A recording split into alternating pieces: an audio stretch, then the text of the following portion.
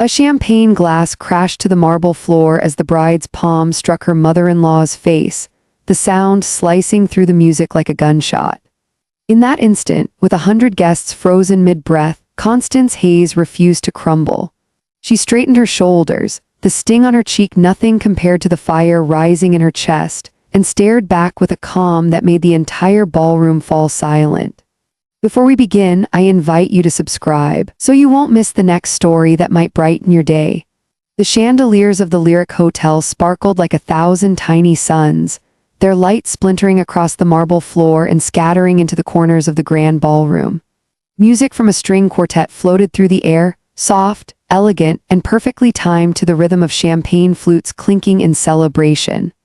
Constance Hayes stood at the entrance, pausing for a heartbeat as the crowd turned toward her. At 67, she carried herself with the quiet grace of someone who had weathered storms most people never saw coming. A simple navy gown skimmed her frame, a silver shawl rested across her shoulders. She wasn't a woman who sought attention, yet the moment she entered, conversation softened, eyes sliding toward her with a mix of curiosity and something colder, something she couldn't quite name. Near the head table, Daniel, her only son, was laughing at something his new bride whispered in his ear. Celeste looked flawless, a sleek ivory dress, a veil sparkling like frost. When her eyes met Constance's, the laughter slipped from her lips, replaced by a faint, controlled smile that never reached her eyes. Constance wove through the guests, stopping briefly when an old neighbor touched her elbow. "Constance, you look lovely tonight, Mrs. Bennett said, squeezing her hand. "I'm so happy for Daniel. You must be proud." "I am," Constance replied softly. "More than I can say," but her stomach tightened. Pride wasn't what she felt, not entirely. Something in Celeste's look, sharp and measuring, warned her this night might not be the celebration she'd hoped for. When she reached the couple, Celeste's smile bright and too bright. "Constance," she said, her voice sugar-sweet, "may we have a quick word in private?" Daniel shifted uncomfortably. "Mom, it's just for a minute." They stepped a few feet away, behind a column draped in white roses.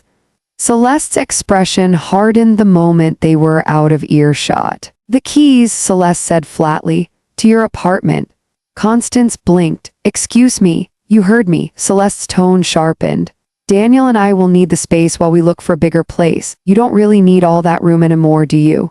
"I beg your pardon," Constance said, keeping her voice even. "That's my home." Celeste leaned in, her perfume a heavy cloud of jasmine and something metallic. "You've had your time, Constance. Don't be selfish. We're starting our life together and that condo is perfect for us." Daniel cleared his throat. "Celeste, maybe." Celeste's hand shot up to silence him. "Daniel and I talked about this. We agreed." Constance felt heat rise to her face but held her ground. "I will not hand over my keys." Celeste's eyes narrowed to slits. "Then you leave me no choice." Before Constance could react, Celeste's palm cracked across her cheek with a sound that silenced the entire ballroom. A collective gasp rippled through the guests. Champagne glasses trembled on their stems. Somewhere a violin screeched to a stop. Constance's glasses flew from her face, skidding across the marble and shattering in a delicate, cruel chime. She staggered, one hand to her cheek, feeling the sting of the blow sink beneath her skin and deeper, into the core of her chest. Daniel froze. He didn't move toward his mother. He didn't even look at Celeste. He stared at the floor as if hoping it would swallow him whole. Whispers erupted around them, soft, frantic. Did she just, my God, in front of everyone? Someone stop this. No one stepped forward. Constance bent, steady despite the tremor in her hands, and picked up the broken frames of her glasses. For an instant she saw her own reflection in a shard of glass, calm eyes behind the pane, steady as stone. Straightening, she met Celeste's glare without a word. The bride's breath came quick, defiant. Daniel still said nothing. Constance turned slowly toward the ballroom doors. Guests parted in silence, their faces a blur of shock and pity. Each step she took seemed to echo louder than the last, her heels clicking like a metronome of resolve. At the threshold she paused, lifted her chin, and let the words form in her mind, strong and certain. "They thought I would stay quiet forever. They were wrong." Then she stepped into the cool night air, the muffled whispers fading behind her, and the real story, the one no one expected, began. The night after the wedding carried a silence so heavy it seemed to press against the walls of Constance Hayes's condo. Rain whispered against the windows as she sat at the kitchen table, the faint glow of a single lamp pooling around her. The sting of Celeste's slap had faded from her skin, but the memory burned hotter with every tick of the clock. She wrapped her hands around a mug of tea, letting the warmth soak into her palms while her thoughts churned. Her mind drifted to the life she had built long before Celeste arrived. A life most people never guessed. For years she'd worked as a senior accountant, the kind of woman who could track a penny through a hurricane, yet she'd retired quietly and taken a part-time job at a small neighborhood bookstore. She liked the slow rhythm of shelving new titles, the scent of paper and ink, the gentle conversations with regulars who knew nothing of the comfortable investments she kept hidden. After Henry died, she'd learned to love the simplicity, watering balcony plants with her neighbor Grace, swapping recipes, lingering in the aisles of the local market. Simplicity, she often said, was its own kind of freedom. Then Daniel had brought Celeste into their lives, and freedom began to feel like a fragile thing. It started so small Constance almost missed it. A half-smile when Celeste saw her well-worn cardigan, a soft, vintage, isn't it? Delivered like a compliment but sharpened at the edges. Next came the remarks about her old car. 10 years, I'd be afraid of the safety rating on something that old. Constance would only smile, but each comment left a faint bruise. The cruelest words came as Celeste stood in the living room one Sunday, eyes sweeping the condo. Such a big place for just one person, she said, her tone light and perfectly polite. Seems like more space than you need. At first, Daniel had defended his mother. But slowly, so slowly, Constance felt it like the shifting of a tide. His words began to echo Celeste's. Mom, he said one evening as he helped her carry groceries, maybe Celeste is right. This place must be a lot to manage. A smaller condo could be easier for you. She had paused in the doorway, the grocery bag heavy in her arms, and asked quietly, easier for me or easier for someone else? Daniel looked away, pretending not to hear the question. Constance had seen maneuvers like this before. Decades in corporate boardrooms had taught her how ambition cloaks itself in concern. She'd watched executives smile while they cut colleagues out of promotions, had learned to read the small tells, an extra pause, a glance held too long. Celeste's careful hints weren't casual, they were moves on a chessboard. Elder financial abuse rarely starts with stolen checks. It starts with whispers that make you doubt your own strength until you hand over what's yours. Constance stared at the rain-slick skyline beyond her window and felt the steel of old instincts return. She would not surrender the life Henry helped her build, nor the independence she had earned. Just past midnight, she picked up the phone and scrolled to a name she hadn't called in years, Victor Morneau, her college friend turned respected attorney. The line clicked twice before his warm, surprised voice came through. Constance, it's been ages, are you all right? I need your advice, she said, her voice low but steady. And your absolute discretion. Something in her tone made him go quiet for a beat. Tell me everything, Victor said. Constance's eyes stayed on the city lights while she spoke. Someone thinks they can take what I've built. They believe I'm too old to notice. They're wrong. Victor's reply carried the weight of certainty. Then let's make sure they never even get close. As she ended the call, the apartment felt different, not lonely, but alive with purpose. Outside, the rain eased into a soft patter. The balcony chimes Henry had hung years ago singing a gentle, defiant note. Constance listened, a quiet resolve settling deep inside her. The game had begun, and this time she would be the one moving the pieces. Rain streaked the windows of Victor Morneau's law office, the city lights outside smeared into ribbons of gold and red. Constance Hayes sat across from her old college friend, the leather chair cool beneath her palms. The steady drumming of rain seemed to measure every breath she took. Victor set a porcelain cup of coffee in front of her and eased into the chair opposite. His silver hair caught the lamplight, giving him the look of a man who had weathered plenty of storms himself. When you called, he said quietly, I knew it wasn't for small talk. What's going on, Constance? She drew a steady breath.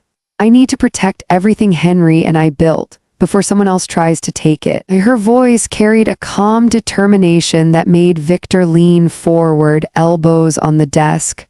Who? He asked. My new daughter-in-law, she said simply. And maybe my son if he's foolish enough to follow her lead. Victor studied her for a long moment. "You always were the sharpest one in the room," he finally said. "Show me what we're working with." Constance opened the leather folio she had brought and began sliding documents across the desk. 2 high-rise condos, both paid in full. A tract of farmland my father left me in Wisconsin, leased out but still in my name. And this. She passed him a thin folder. "A trust fund Henry and I built over 30 years, 7 figures, fully liquid." Victor let out a low whistle. "You've been busy." "I was an accountant for 30 years, she said, allowing a small, ironic smile. "I know how to hide a decimal point when I need to." They spent hours reviewing deeds, investment accounts, and tax statements. Victor made careful notes, his brow furrowed in concentration. At last he leaned back and said, "Here's what I propose. We move every asset into a non-profit foundation under your control. Ironclad protections. If anyone tries to declare you incompetent or pressure you, it won't matter. None of this will be in your personal name anymore." Constance nodded. "I want the foundation to help senior citizens who have been bullied or manipulated by their families. Call it the Evergreen Dignity Foundation." Victor smiled faintly. "Poetic and practical, I like it." While Victor drew up the paperwork, Constance stayed late in the city. She treated herself to a quiet dinner at a corner bistro, savoring the rare taste of solitude and resolve. The waiter, a young man with kind eyes, noticed the stack of documents by her elbow. "Big decisions tonight?" he asked. "You could say that," she replied, stirring her tea. "Sometimes protecting what you love means changing everything." Meanwhile, in a different part of town, a private investigator named Carla Simmons adjusted a tiny recorder beneath her jacket and followed Celeste into a trendy wine bar. Carla's voice crackled through the secure line Victor had set up. Constance listened from her apartment, heart steady but alert. Celeste laughed too loudly at something a friend said, her tone brimming with champagne-fueled confidence. "Give it 30 days. Celeste bragged, her words sharp enough to cut through the crowd noise. "That condo will be ours. Daniel's mother won't even know what hit her." Carla's voice came softly through the receiver. "Got it. Clean recording, loud and clear." Constance closed her eyes for a moment, letting the words settle not as pain but as proof. She whispered to herself, "This isn't revenge. This is education." Over the next week, the pieces moved quietly across her personal chessboard. Bank accounts shifted ownership. Property titles transferred to the Evergreen Dignity Foundation. Victor's office handled every detail with surgical precision. Constance visited the bookstore where she worked part-time, smiling at customers as if nothing had changed. Only the faint glimmer in her eyes betrayed the truth. As the wedding celebration's second reception approached, a glittering dinner for friends who couldn't attend the main event, Constance felt the air around her tighten with anticipation. Guests expected a gentle mother-in-law making peace. Celeste expected surrender.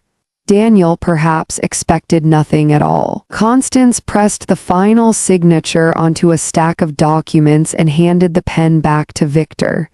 "Everything is ready," he said.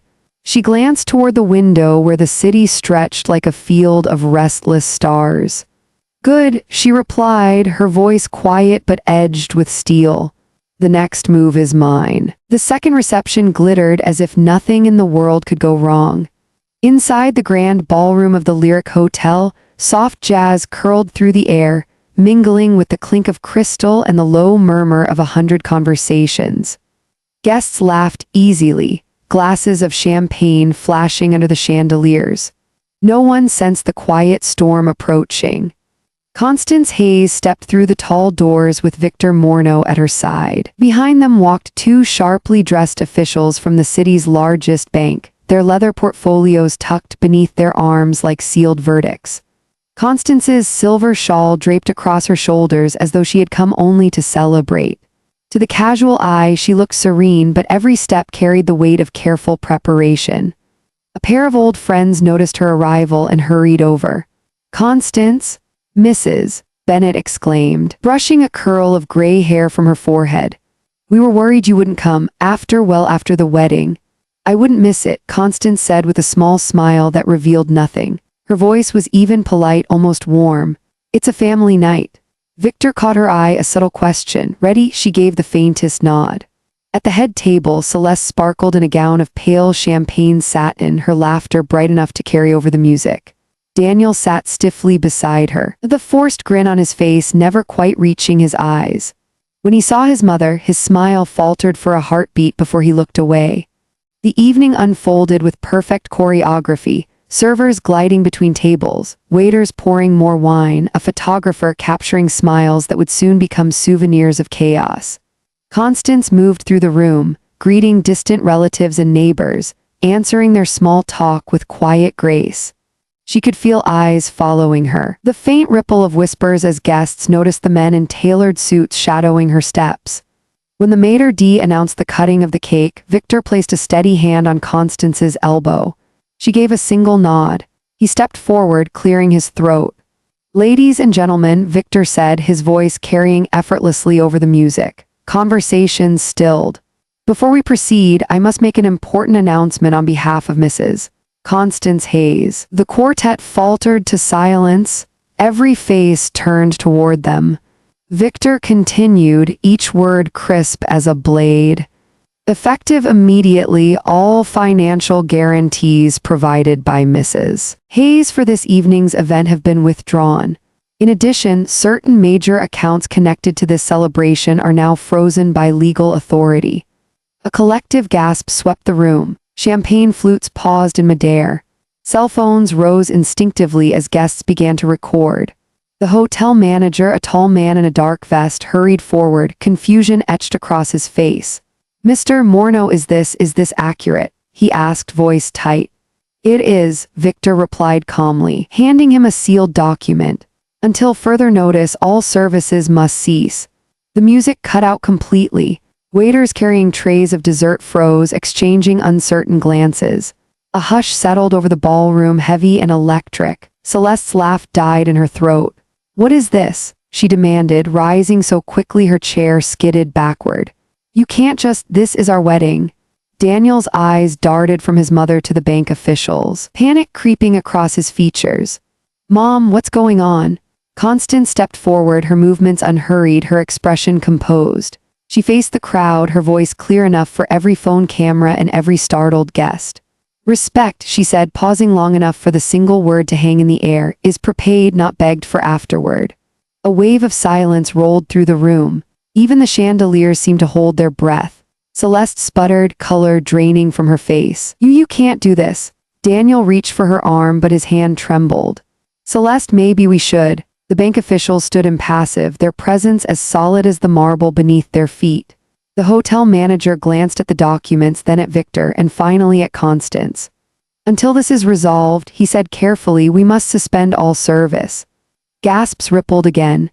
Guests shifted uneasily, some whispering, others lifting their phones higher to capture every second. Constance looked around the room. The cousins who had pitied her, the friends who had worried, the strangers who now stared in awe. She felt the calm satisfaction of a plan executed with precision. She had not shouted, she had not begged, yet the balance of power had shifted in an instant. Celeste's lips parted as if to argue, but no words came. Daniel lowered his eyes, shoulders sagging beneath the weight of realization. In that charged silence, the hierarchy of the night inverted. The bride and groom diminished, the mother they had underestimated commanding the entire ballroom without raising her voice. Constance held her son's gaze for a moment, long enough for him to understand everything without a single extra word. Then she turned slightly toward the crowd, her silver shawl catching the light like a quiet banner of triumph, and waited for the next inevitable move. By dawn the next morning, the Lyric Hotel ballroom existed on 1,000 screens. The first videos had surfaced before midnight, grainy cell phone clips posted to late-night feeds with breathless captions. "Mother of the groom halts wedding with legal bombshell. Watch this mom take down her greedy in-laws." Within hours, the footage ignited across social media. Millions watched Constance Hayes stand in her silver shawl, calm as a judge, while a hotel manager froze the service and the bride's voice cracked in disbelief. News anchors replayed the moment in looping segments, analyzing every glance and word. Talk show hosts debated whether it was righteous justice or a family tragedy. But the comment sections told the real story. A queen protecting her dignity, one user wrote. Finally, someone shows that elders deserve respect, another said, earning tens of thousands of likes. By the third day, the phrase ballroom reckoning trended on every major platform, and Constance's face, composed, unflinching, became a symbol for anyone who had ever been dismissed as too old to fight back. Across the city, Daniel and Celeste faced a different reality. Their upscale apartment, financed partly with the wedding fund Constance had quietly withdrawn, slipped beyond their reach when the bank froze joint accounts. The landlord, once charmed by their polished smiles, demanded overdue rent in a curt letter. Celeste tried to keep up appearances, arriving at her boutique job with forced confidence, but whispers followed her down every aisle. Friends stopped returning calls. Invitations dried up. Neighbors who had once envied their stylish life now avoided eye contact. "It's cruel," Constance's friend Grace remarked one afternoon as they walked past the coffee shop where Celeste once held court. "But they wrote this play themselves." Constance only nodded. She felt no pleasure in their downfall, only a sober understanding of consequences. "This was never about revenge," she told Grace. "It's about teaching what respect really means." The Evergreen Dignity Foundation, barely a month old, swelled overnight. Donations poured in from strangers moved by her story, retirees sending $10 with handwritten notes, lawyers offering free hours, even a few wealthy patrons pledging six-figure gifts. Constance turned the attention outward, opening free legal clinics for seniors who faced quiet exploitation from their own families. "We'll give them the tools to fight," she told Victor during a late-night planning session. He raised his coffee cup in a silent toast. "And we'll make sure they win." On a rainy Thursday, nearly 3 weeks after the reception, a hesitant knock sounded at Constance's door. She set aside the foundation's budget sheets and opened it to find Daniel standing there, rain dripping from his hair. His eyes were red. His shoulders slumped in a way she had not seen since he was a boy who'd lost a soccer game. "Mom," he said, voice rough with exhaustion. "I don't know how I became this person." Constance stepped back to let him in, the warm light of the living room spilling across the hallway. He stood awkwardly, twisting his hands. "I thought I was protecting Celeste. I thought maybe I wanted to prove I could build something without leaning on you. But I let her talk me into things I knew were wrong." She motioned toward the couch. "Sit, Daniel." He obeyed, staring at the floor. "I betrayed you. I let her treat you like you didn't matter." Constance studied her son, her heart aching with a mother's love and a woman's caution. She had rehearsed this moment in her mind, yet the reality cut deeper. "Daniel," she said quietly, "respect isn't a gift you hand out after an apology. It's what you choose every day." Tears welled in his eyes. "I don't deserve your forgiveness." "I'm not offering it tonight," she answered, her voice steady but not unkind. "What you do from here, that will decide everything." Outside, rain tapped against the windows like a patient drumbeat. Daniel nodded, absorbing her words, a silent promise forming behind his eyes. Constance watched him, a complicated swell of sorrow and hope rising inside her. The night felt heavy with unfinished business, yet for the first time since the slap, she sensed the faintest possibility of redemption. A year passed, and the headlines that once blazed across every screen had faded into digital archives, but the movement Constance Hayes ignited kept growing. The Evergreen Dignity Foundation now filled an entire floor of a renovated brick building downtown, its glass doors etched with a single phrase, "Respect is prepaid." Inside, volunteers sorted through letters from across the country, grandparents who had reclaimed homes, widows who had escaped financial predators, elders who no longer felt invisible. Constance read many of the letters herself, her heart tightening with each story of quiet courage. Victor Morneau stopped by late one afternoon, brushing snow from his coat. "We've hit the 300 case mark," he said, handing her a folder. 300 seniors protected, Constance. That's not just a number, it's a legacy. She smiled, the lines around her eyes deepening with a grace that no camera could ever diminish. "It's theirs too," she said. "Every person who found their voice helped build this." The memoir had surprised even her. When Silence Speaks Louder Than a Shout climbed the bestseller lists, praised for its honesty and quiet power. Constance donated every royalty to the foundation, insisting that her story belonged to the people who needed it most. Strangers stopped her on the street to thank her. Some cried, others simply squeezed her hand. "You reminded us we matter," one woman whispered outside a grocery store. Constance carried those words home like small flames in the winter cold. Daniel had changed as well, though not through speeches or promises. He arrived every Saturday morning to stack donation boxes, answer phones, and guide nervous clients through intake forms. He said little at first, content to push a broom or brew coffee for volunteers. Constance let him work, offering neither praise nor judgment. Trust, she knew, was rebuilt in quiet, steady labor. One evening, after the last client left, Daniel lingered in the doorway of her office. "Mom," he said, voice low, "I'm not asking you to forget what I did. I just want you to know I'm trying."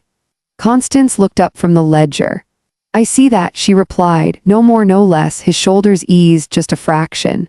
Later that night, Constance climbed to the rooftop terrace of her condo, the one Celeste once tried to claim. The city spread before her like a sea of restless stars, streetlights flickering through the early spring mist. She wrapped her shawl tighter against the chill and let the memories wash over her. Henry's laughter on this very rooftop, the way he'd point to the skyline and say, "Dignity is the one inheritance no one can steal." She whispered the words aloud now, the echo carried by the evening breeze. "The one inheritance no one can steal." Behind her, the door creaked open.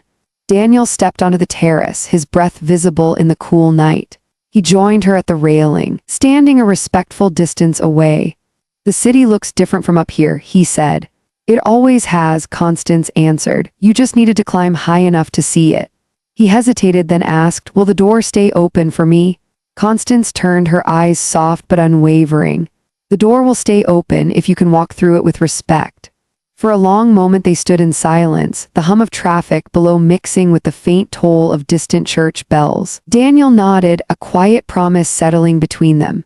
Constance looked back at the glittering skyline, the sound of the bells merging with the city's heartbeat, and felt the calm of justice fulfilled. An ending that was not revenge, but something far stronger, hope. And most important of all, I kept myself whole. Did this story move you? Where are you watching from? Tell me in the comments. I read every one. If you'd like more true, heart-touching stories, hit subscribe to Loving Truth Stories and tap the bell so you never miss the next one. Your kind words and support help me keep sharing stories like this.